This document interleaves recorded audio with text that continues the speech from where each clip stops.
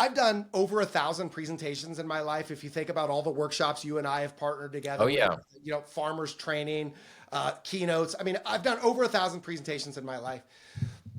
Having done over 1,000 presentations in my life, I have an opportunity to do a gig for the Fleet Safety Council of Canada late last year. So the Fleet Safety Council of Canada.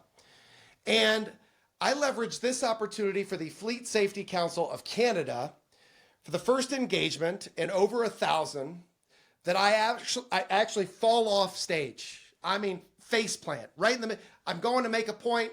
I go to take a step. There's no step. I fall off. Well, this is the greatest fear of a lot of people in public speaking. What if I mess up? What if I fall? What if it doesn't connect? What if my joke doesn't land or whatever it may be? Well, so the principles of embracing an awkward moment, one of them you just talked about, and I'll get to it. But the first one is control what you could control. Like there's a lot of stuff outside of our control, and pride and ego takes a huge role in unhappiness because we believe that we could create that outcome. And oftentimes we're not as powerful as we think that we are. And it's interesting, you leveraged a concept earlier about replaying your thoughts. There's a video floating around with Matthew McConaughey recently talking about that. Play back this internal dialogue for yourself and hear what you're saying. And the central theme that he said is everything that we're going through, everything that is challenging us is significant to us. But if everything's significant, then nothing's significant. Like if you give every single thing that comes up the same level of priority, then ultimately nothing's a priority or nothing is heavier than the next. And so I fall off stage and that had happened. I couldn't do anything about that. So control what I could control. I immediately just started doing push-ups, right? Being a ham. I get up and I shoot a fake jump shot.